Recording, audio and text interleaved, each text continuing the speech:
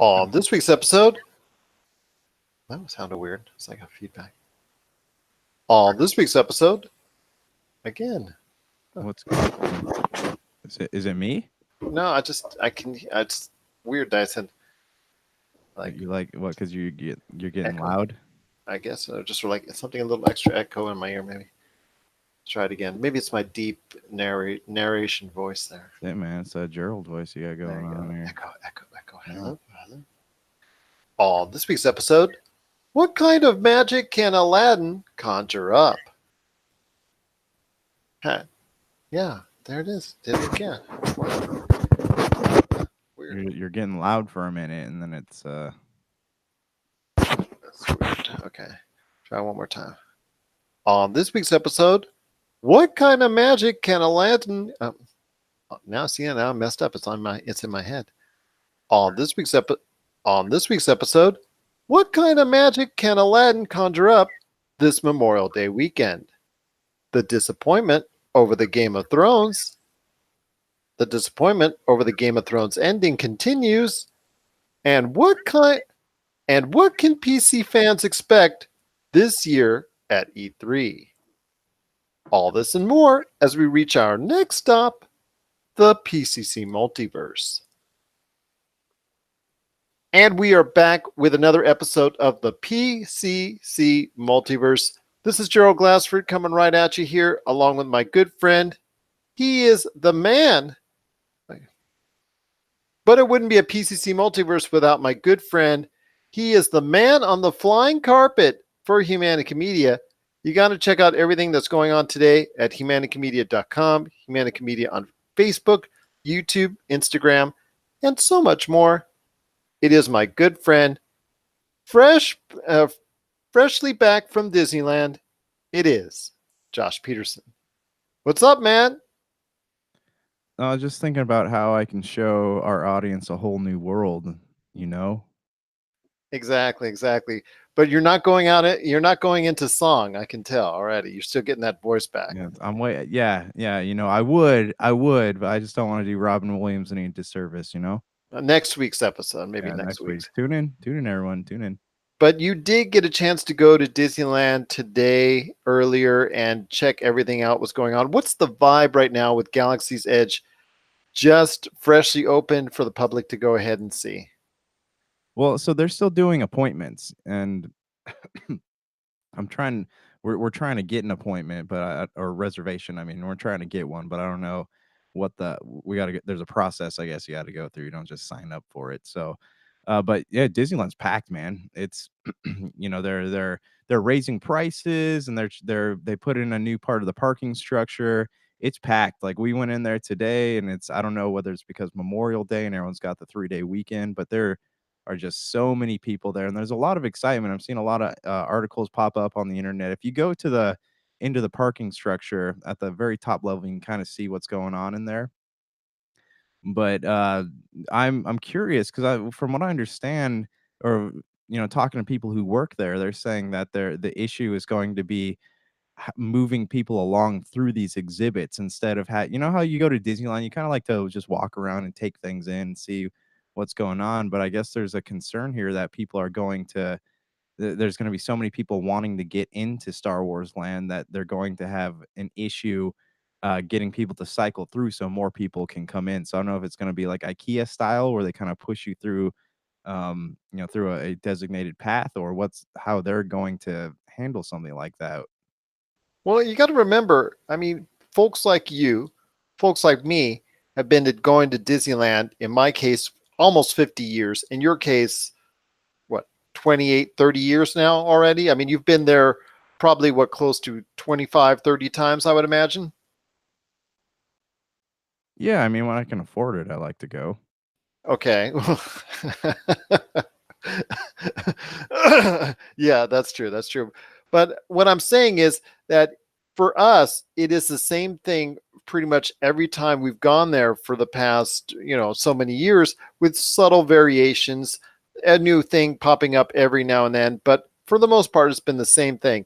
This is something completely new, completely off to the side and completely different than what we've seen before, that everybody's excited to experience. So they're going to be there for a while. They're going to want to experience it. I know when I get a chance to go to Star Wars Galaxy's Edge, I'm going to be hanging out there pretty much for if not at the whole entire time I'm there at Disneyland or Disney World. I'm going to spend quite an amount of time there. And you know what? I'm sorry if there's going to be someone at Disneyland who's going to try and kick me out. I'm not getting out of Star Wars Galaxy's Edge anytime soon until I feel it's time, because it's something new I want to truly experience for the first time. Yeah, I mean, I think a lot of people are on that boat. There's obviously Star Wars is still a very big thing, and because the reservation lists are so long and packed already, and because they had the employees recently, I think this past week, got to bring in, their family and friends to see it. But yeah, I mean, that's definitely going to be an issue. If I were paying money to go into Disneyland, because what it's $160 a ticket now, 170, something like that, depending on when you go. And if I were going into Disneyland after paying that much money, I wouldn't want to be herded through the exhibits. I would want to, be able to go in there, cruise around, enjoy what I'm looking at. It would be a real shame if they force people to go through. So, you're experiencing Star Wars Land, that's really cool, and then you're kind of feel this pressure to move on to other parts of Disneyland afterwards. And I don't think that's a very good, not just a good way to treat your customers, but just a good business mindset. Well, because if you're going to Disneyland and Disney World, they think you're going to always come back. They think that there's no other experience quite like it, and there's nowhere else you can get that kind of magic that you have at Disneyland or Disney World. So they feel they can treat you almost like any way they want to. But the idea, like you said, is the experience. And they shouldn't go ahead and limit you anytime, especially on something new such as Star Wars Galaxy's Edge. I heard of the fact today that there's nothing in Star Wars Galaxy's Edge as far as paraphernalia, as far as any type of souvenirs or anything that's there that's actually named Star Wars Galaxy's Edge. If you want to get something that is named Star Wars Galaxy's Edge, you actually have to get it outside of the actual area itself. Let's say you go to It's a Small World area or Main Street or wherever. You have to go there to actually buy something that says Star Wars Galaxy's Edge. Do you think that's to deal with crowding? Because I don't think Well, there's. everything inside is supposed to be like, for instance, in some of the different Star Wars languages, like I know you've seen online where they've already shown pictures of some of the concessions, and for instance, like the Coke cups or whatnot will actually say in whatever Star Wars planetary foreign language, it'll actually have that there. Yeah, it's okay. Wait, so are you saying like they're specific to different planets, different parts of Exactly. it? Yes. Yes. Oh, It'll that's be like interesting. it'll be phrased you as you see it, it'll be in that language of whatever part of Galaxy's Edge that they're representing. That's very interesting. I had no idea that was a thing. But also you got to think about it this way, like what Disneyland has so many Star Wars shops, right? Already open. Like you go over to Star Tours and that's probably one of the biggest stores in the park is that Star Wars store. So I imagine that they'll have plenty of stuff out there. It just you don't have to buy something right next to the ride. It's for a purpose. Disney always has a plan, as nefarious as they sometimes seem. I'm sure there's a plan going on here. I'm sure there is. I'm sure they have it already laid out and in place. And starting this weekend, Memorial Day weekend for folks at Disneyland, it is a great new area to explore. It is Star Wars Galaxy's Edge. If you have any feedback on Star Wars Galaxy's Edge, if you've been one of the blessed few who have the reservations in advance to go ahead and check it out, please let us know. popculturecosmos@yahoo.com.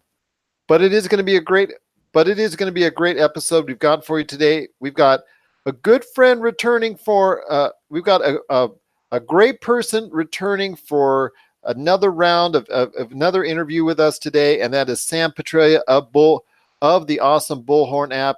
If you're looking for a better way to go ahead and play your podcast, check it out today. Bullhorn available now on the iTunes store and also as well the Google Play Store as well.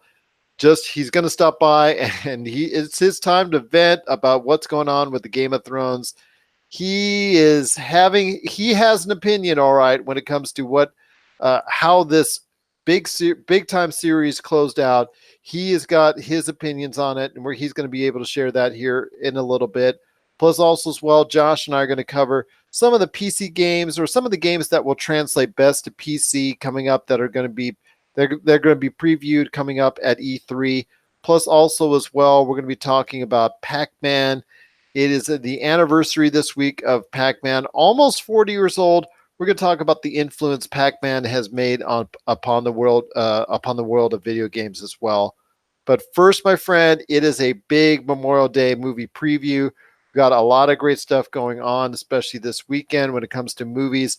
It feels like it's a lot of different movies that are now either coming out or a lot to choose from. It does feel like for me that it's time for us to get back to the movies outside of, after the events of Avengers Endgame. John Wick 3 is still doing very well at the box office. Avengers Endgame is there in case anybody wants to go ahead and check it out one more time. Plus, also as well, new entries from Booksmart, new entries from Brightburn, the horror movie that has that aspect we were talking about on a previous episode where the child has those Superman type abilities, but unfortunately, Superman's gone a little bit south here as far as a creepy horror like movie in Brightburn. There's a movie directed by all. Hold on, sorry. There was a movie directed by Olivia Wilde. She is about. It is called Booksmart, and I'll tell you what. If you are into movies like Superbad, Pineapple Express, movies like that from the late, I guess, from the latter part of the last decade, that has, to me, it has that type of feel. It is Booksmart. It is out now, directed by Olivia Wilde, and that movie, while it will not be the number one movie this weekend at the box office, it's gotten a lot of good reviews. It's one of the best reviewed movies of the year. It's supposed to be very funny. What I've seen, the clips and all, look very intriguing. And I'll tell you what, if you're, like I said, if you're into if you really enjoy Superbad, this has that same type of feel. So check it out. Booksmart's at the theater. But I know, my friend, first off, we need to talk about Aladdin. The Aladdin live remake or reimagining is now available with starring Will Smith. And while it doesn't have the greatest reviews in the world, it is still enlightening audiences. A lot of good social media feedback so far for it, even though people were initially freaked out by Will Smith. Your thoughts on Aladdin and the type of, I guess, well, the type of response you've been seeing so far, and does it get? Do you think it will go ahead and end up being a much better representation of the live action remakes than what Dumbo unfortunately ended up doing for Disney? I don't know. I mean, I want to say yes. I think it's going to do fairly well because there's still kids that are excited about these movies. Their parents are going to take their kids to see these movies no matter what. Because think about it, like we grew up, or I grew up watching Aladdin, and my that was something that my mom took me to see, and that's something that I still do enjoy watching Aladdin. So it'd be something that I would love to take my kids to see. Um, I don't know. Speaking as a parent, what I would refer more to your expertise on the topic, but it is yeah, it looks good. It's directed by Guy Ritchie, so I mean, the editing is going to be really good, going to be really tight. Um, and it's for, like people are the live action movies. It seems like they're in and out as far as box office numbers go, but I mean, this is will definitely do better than Dumbo, I'm sure, and they've done a lot better job of marketing it than they have Dumbo, so I don't see why people wouldn't want to go see it. If you see the trailers, like, it looks visually pleasing, but I mean, as a parent of 2 uh girls in, are they elementary school still, junior high school? They're both will be entering junior high coming up this fall. Okay, so I mean, as a father of two girls who are still in elementary school, is this something that excites you personally? To I mean, as far as taking your kids to go see these movies? I was going to say no, but they actually approached me on it this weekend. Actually approached me on it to see if they wanted to go ahead and check it out, which is something we might actually do. Aladdin is something that from what I'm seeing out there, a lot of people are actually still into it, and I think my girls are actually preparing to go ahead and check out Aladdin this weekend.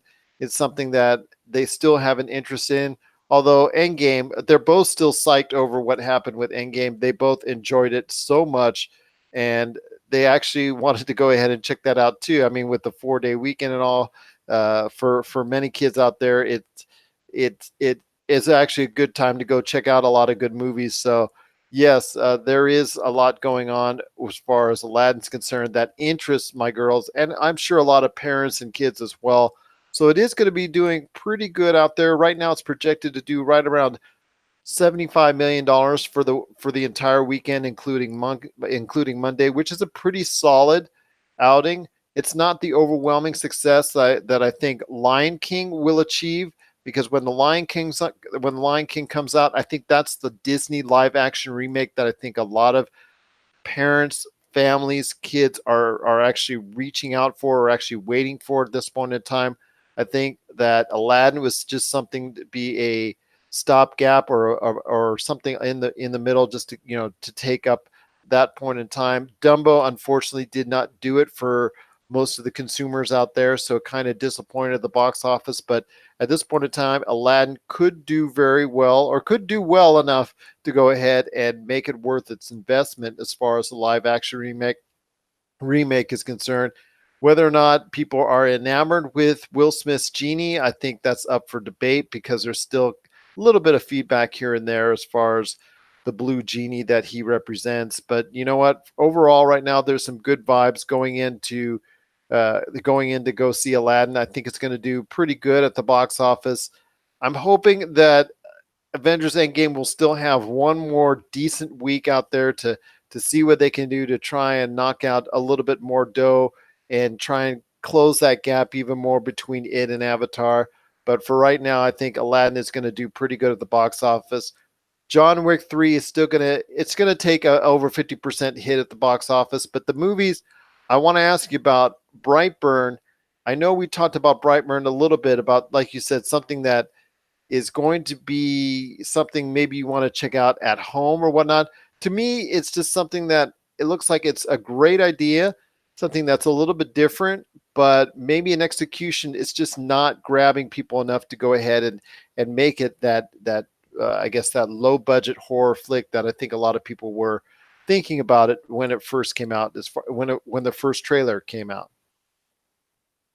Well, it's because to me, it's something that almost doesn't feel real. It's like it's this kind of take on Superman, and you're wondering, like, is this part of the DCU or what's going on here? But um, yeah, I don't, it's not something that really is biting at me to go watch. It's an interesting concept, and, like, my friends are all stoked about it, but I don't know anybody who's actually gonna go watch it in the theaters. It's gonna be something that a lot of people are gonna hit up on, Netflix or Redbox or whatever it is, but I don't know a lot of people who are stoked enough about it to, take time out of their Friday or Saturday night to go check it out in the movie theater. I agree with you on that. It is going to be something that maybe a lot of people will catch when it comes to streaming and home video markets. And like I said, for people that are looking for something a little bit different, that could be one of those sleeper hits. I think people need to check out Booksmart, because it is going to end up on a lot of top 10 films list at the end of the year. I can already tell you right now, because of the feedback it's getting and what the critical reception is. I'm going to tell you right now, you're going to be interested in it, if not now, you're going to be interested in checking it out probably somewhere around the end of the year when it hits its own streaming and home video market. And that's Booksmart. Again, especially if you're into those type of movies that dealt with, like I said before, those late 2007, 2008 movies like Superbad and The Pineapple Express. Those type of funny, those type of weird vibes, those type of little bit off the beaten path type films. If you're interested in something like that, then you might want to check out Booksmart and get ahead of the game because, like I said, it's one of the best reviewed movies so far of the year. And I foresee it on a lot of people's top 10 lists coming up later in the year. But Okay. what? Oh, Oh wait, sorry.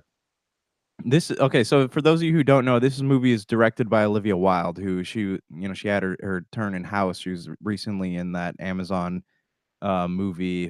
What else? She was in Tron, Tron. right?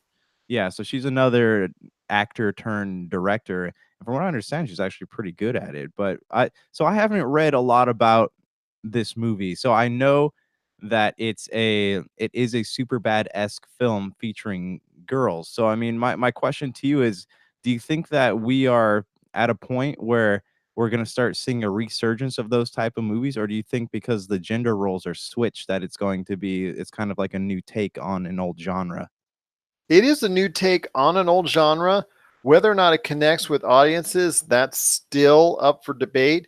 I mean, we've seen this type of adult humor from females in this type of decade with Amy Schumer, I think is probably the name I'll throw out there first and foremost, who's willing to go ahead and cross that line, which only not which mainly men have only crossed in the past.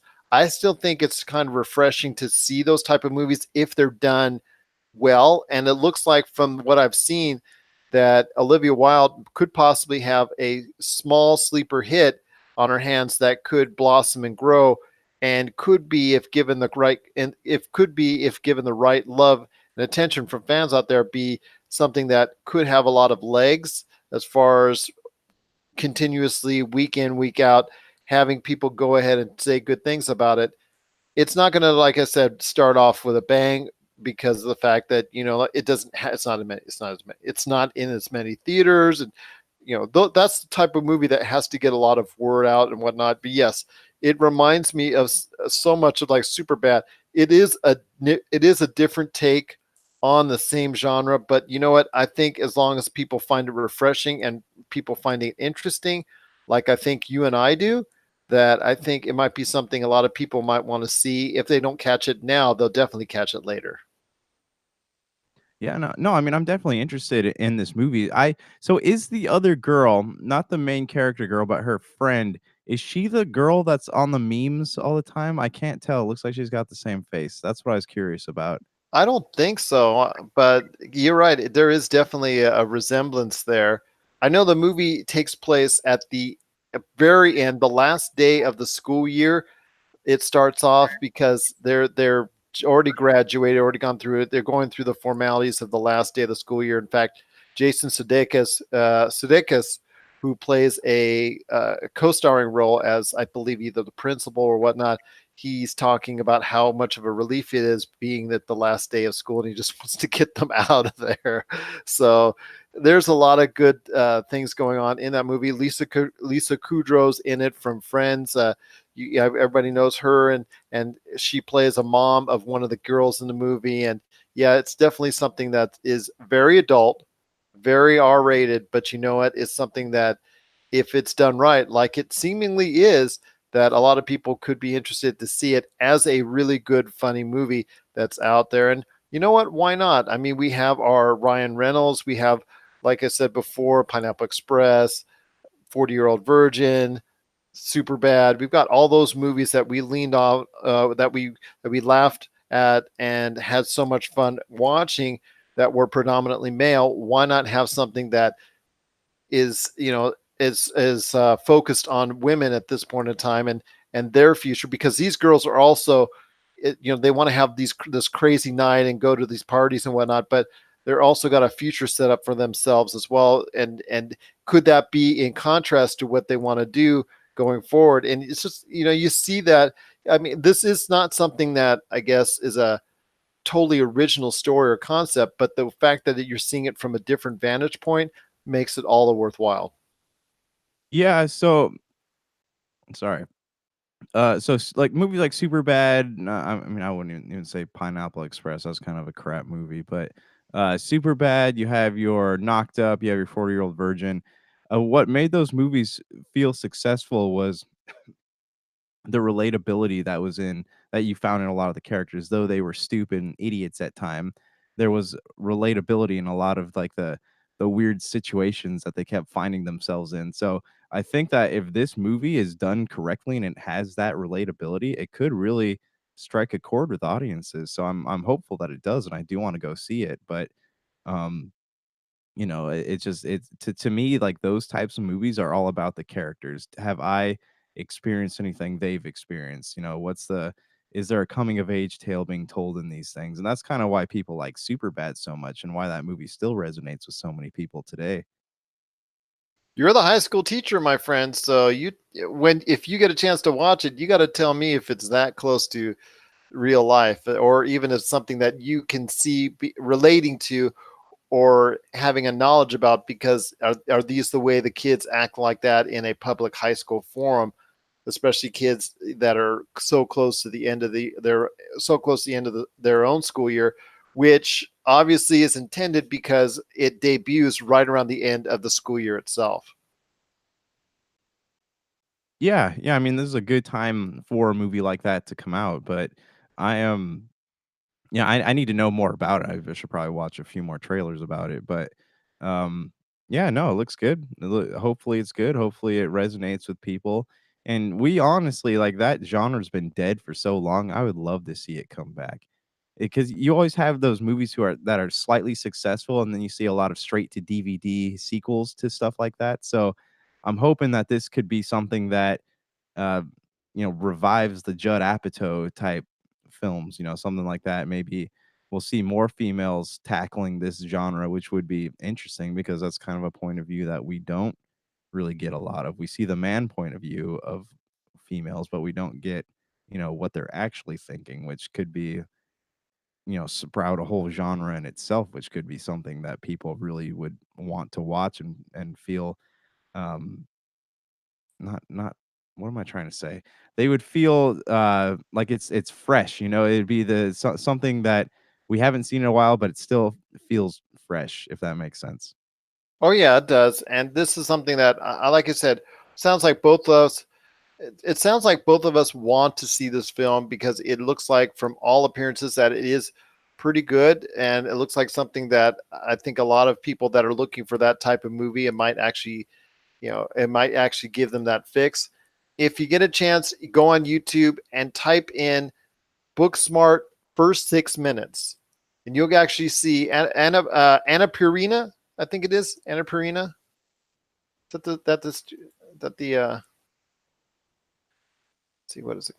Hold on. Is that how you say it?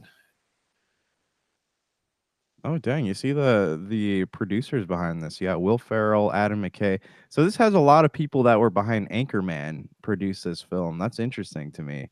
Yeah. So, um, yeah, if you, just like I said, if you type in Booksmart the first 6 minutes, it actually has a video from the actual production company that will give you an idea of a better idea of what actually is going to go on in the film. So you get a chance. It is Booksmart, and along with Brightburn, along with Aladdin, they're all coming out this weekend. It is going to be a big weekend at the box office, along with John Wick 3, Avengers Endgame, and all the rest. Go check out some movies this weekend. It's a great time to do so. Enjoy the weather, enjoy the fun, cookouts, that whole 9 yards. It is going to be a great weekend at the box office. What are your thoughts out there on What are your thoughts out there on the weekend at the box office?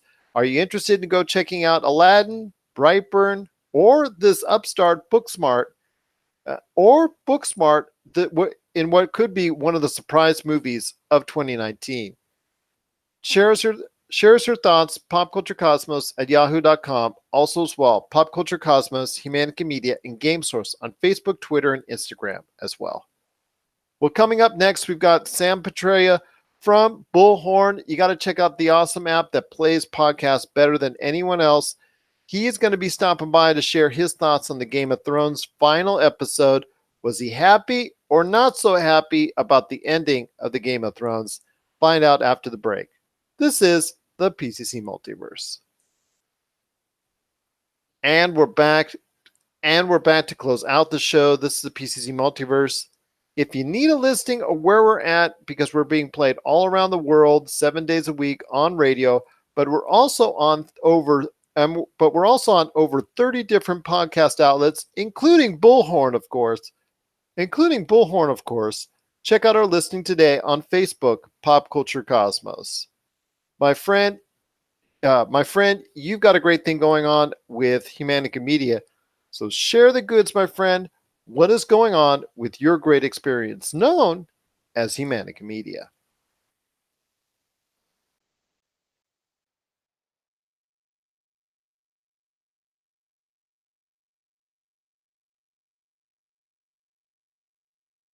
Known as Humanica Media. Sorry, you know what, like, when you have so many tabs open on a computer that you can't find the one that you need?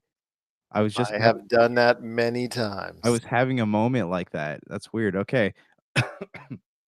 Humanica Media, so you can check out I actually just posted our podcast we did at Retro City Games, so check that out now. We got some special guests on there, Octavio Gomez and Gerald Glassford here, and our good friends Jamie and Tony Monroy of Game Source.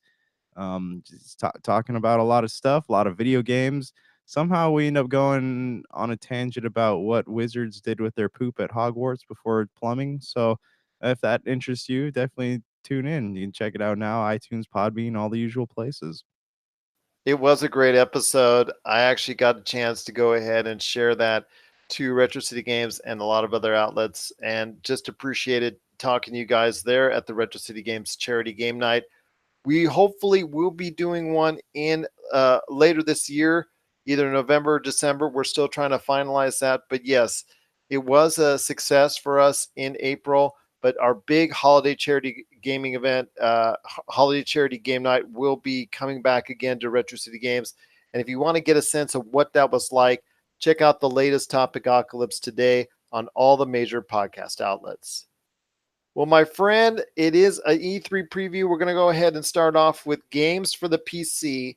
And I sent you a list of games as far as I sent you a list of titles that are most likely going to be ending up being represented in one form or fashion or another on the PC. So I ask you, my friend, seeing that list and taking a look at it, and some of the titles right there I'm looking at, of course, the latest Call of Duty that's coming out, Cyberpunk 27 from Cyberpunk 2077 from CD Projekt Red, Doom Eternal, Dying Light 2. There's obviously Star Wars Jedi Fallen Order, which has gotten a lot of interest from a lot of people out there. Keeping on that Star Wars theme. There's other games that are, the return of Grid, because that Grid is being redone, reimagined, remade, all beautified, pretty for this generation. So we could be seeing a PC version of it there as well. Uh, Halo Infinite has also been talked about coming to the PC. I want to hear your thoughts on games that you feel are going to really just be accentuated and really feel like it's a better experience on PC that you think will be previewed at E3 and be, like I said before, a really good representation on the PC platform. Okay, so I'm looking at this list here and I'm seeing a lot of stuff.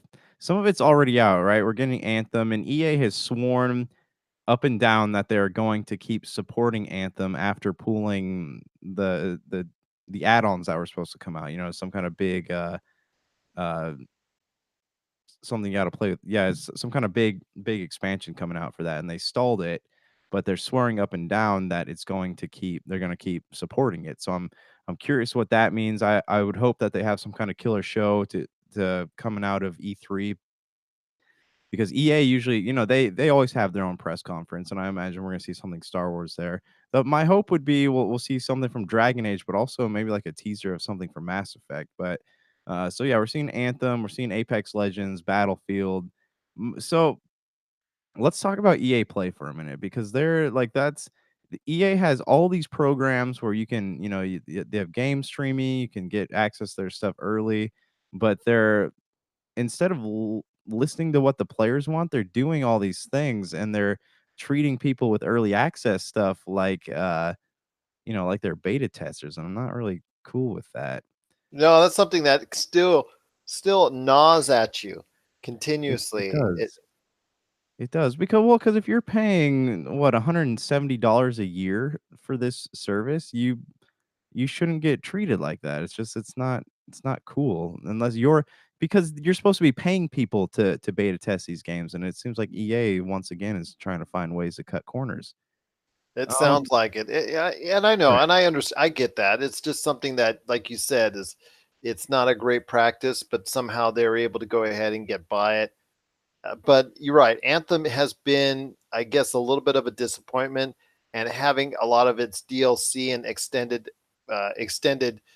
gameplay options kind of either suspended or removed entirely is not a good sign. But at least, like you said, they're still willing to support it, and I'm sure they're going to announce more, hopefully at E3. But what some of the new games that I mentioned, like I said, Halo Infinite, Doom, the new Doom coming out, uh, excuse me, Halo Infinite, Doom Eternal, Dying Light 2, Cyberpunk 2077.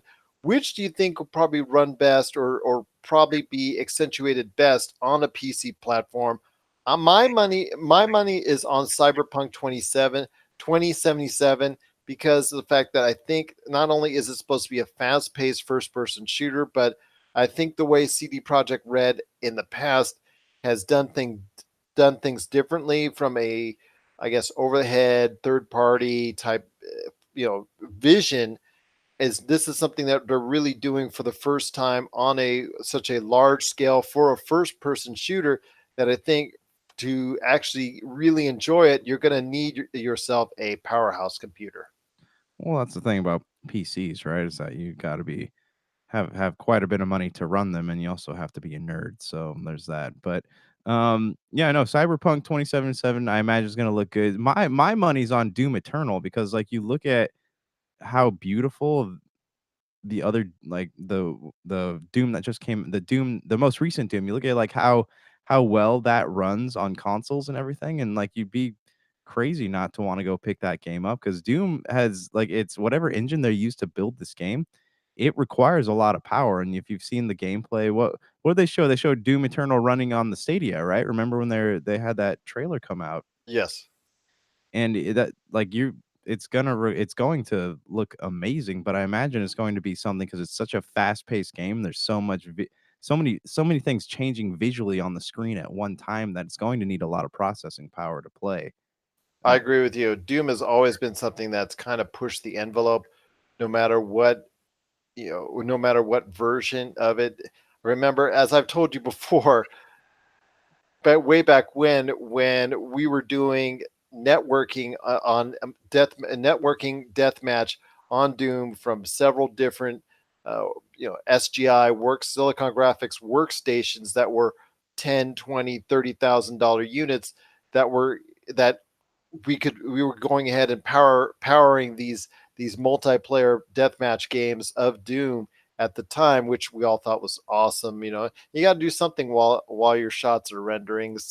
You know, can't sit there and just twiddle your thumbs. So we were just doing that while everything was rendering. So yes, it to understand as far as what kind of power and processing is needed for a fast-paced game like Doom, I would probably say I would definitely say you're right that could be one of the games that's accentuated best that is being previewed at E3.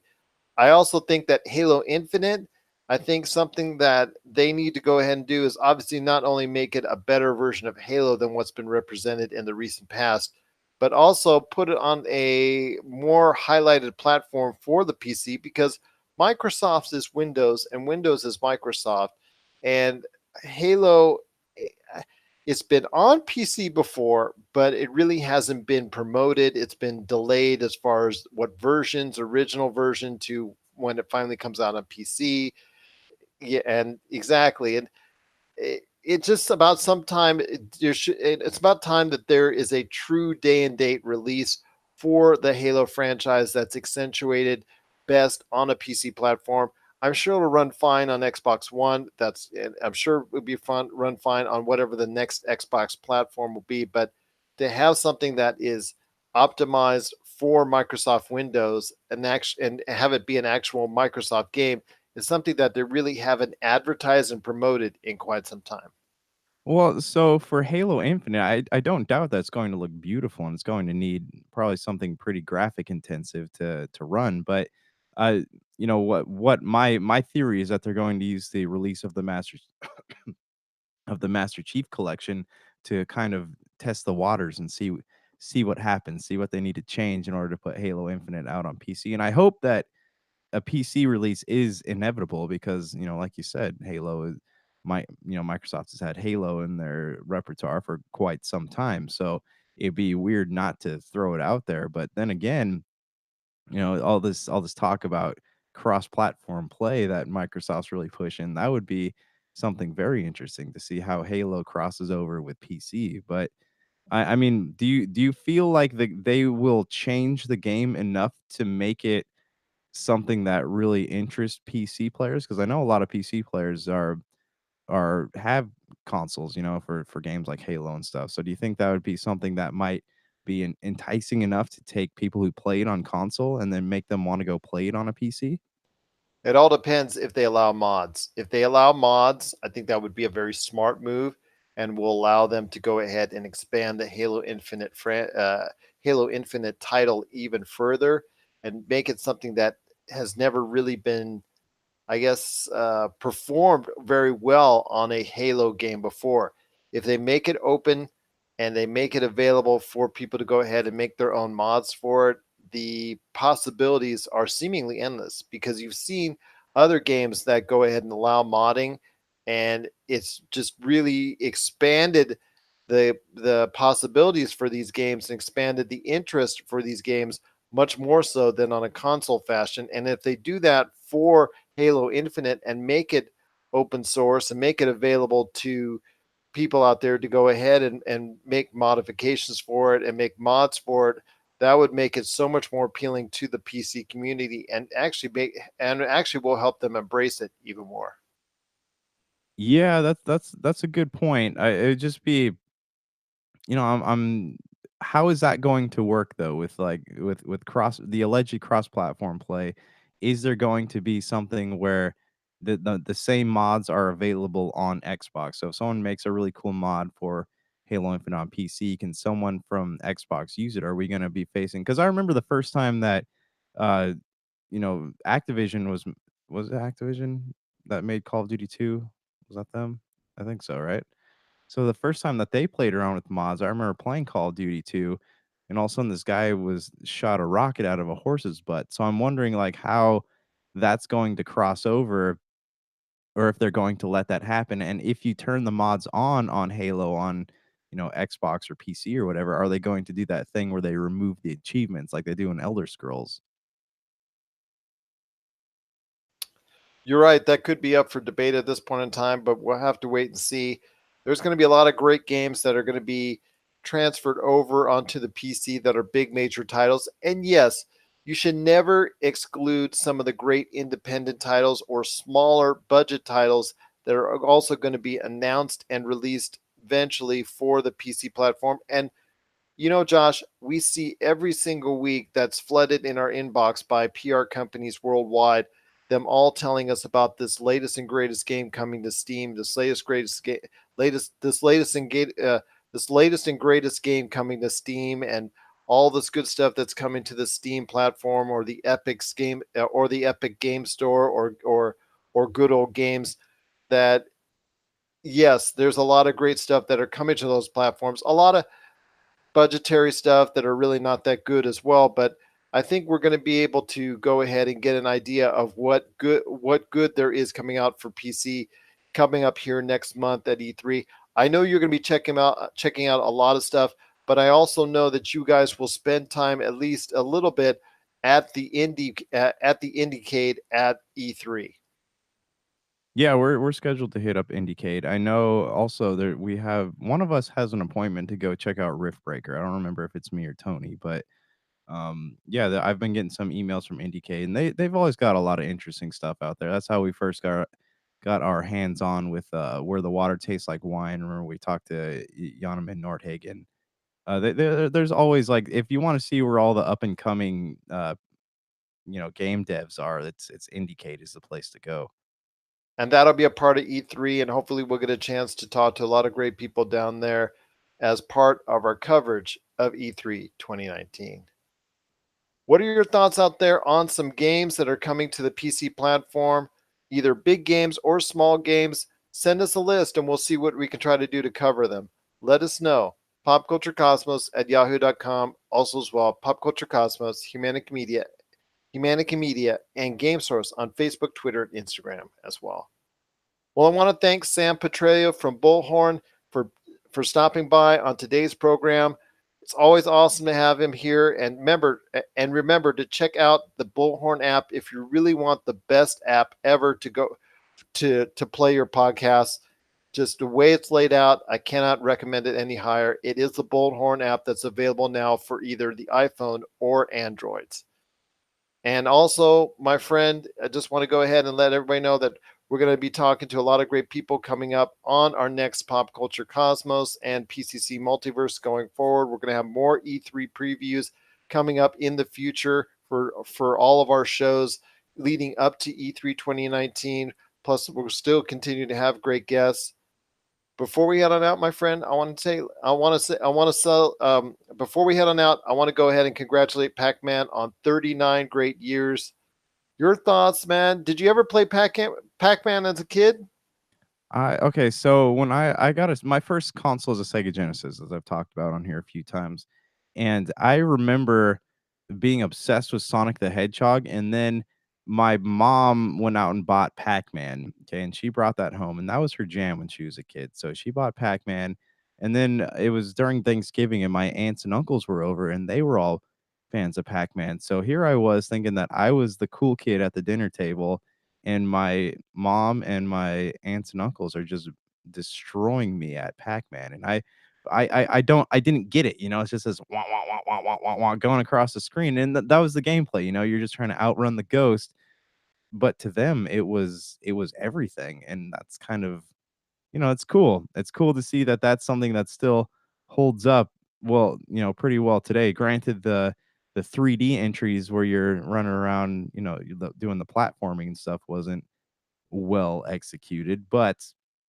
it's a classic, man. It's still on, you can buy arcades, people still play it. You go to like Dave and Buster's even, and like they have the giant Pac-Man screens you can sit there and play. And it is something that has stood the test of time, I would say, on a level that like Sonic or Mario haven't even achieved as far as how these games have resonated through history. But like what are your experiences? Because you came up in the arcade era. So tell me about your experiences with Pac-Man. Well, I was never huge into Pac-Man. I kind of like Miss Pac-Man more, but with both, you had to have the certain pattern down. You had to have, when to turn left, right, up, down. You had to have the certain pattern down, and you could go ahead and pretty much get really far into the game if you knew that pattern. But yes, people were crazy for it. I was in my early teens when it really started to hit, hard here in America, and people were just crazy for it. Obviously, it didn't flow as well the first time it came to consoles with the Atari 2600, and that representation of it really wasn't that good. But I remember playing it on the Atari 2600, blah, blah, blah, blah, and it really wasn't a good representation. But yes, the arcade game Pac-Man still stands today. In fact, it's in many ways it's gotten a rebirth or a lot more interest into it. Our good friends at Arcade One Up, they have the almost the 3/4 size arcade that you can buy for $2.99 or less at your local Walmart that you can go ahead and buy, that people can have their own almost life size Pac-Man that's out there. And then, My Arcade does the same thing.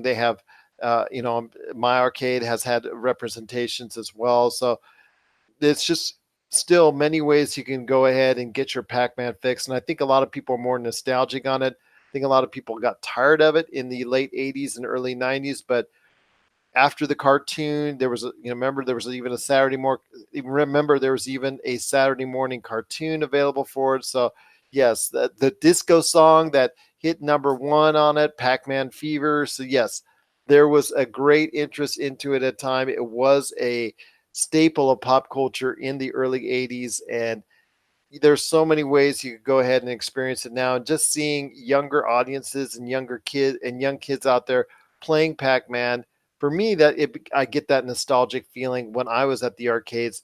No, Pac-Man was not really my game of choice, but when I got a chance to experience it, I did enjoy it and had a good time before I went and attacked more arcade games, more arcade games right there. So yeah, it was a good time. It was a good game, and so many years later, almost 40 years later, it still resonates with a lot of people today, and that's Pac-Man. And just what, it's just one of those games that a lot of people have just over the course of time remembered fondly. It was just part of this national craze here in the US, and almost 40 years strong, Pac-Man is still going on in our lives today. What are your thoughts out there on Pac-Man? Share us your thoughts, popculturecosmos@yahoo.com. Well, my friend, it's been a great episode. Any last thoughts on the way out?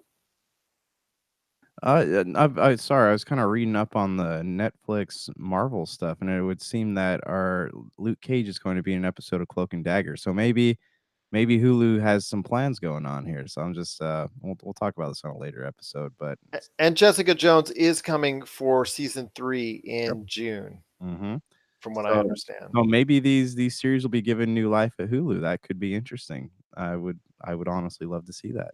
Well, now that Disney owns Hulu outright, there's that possibility indeed. So for Josh Peterson, this is Gerald Glassford. It's another beautiful day in paradise right here in the PCC Multiverse. We thank you for listening. And here's hoping you have yourself a great day.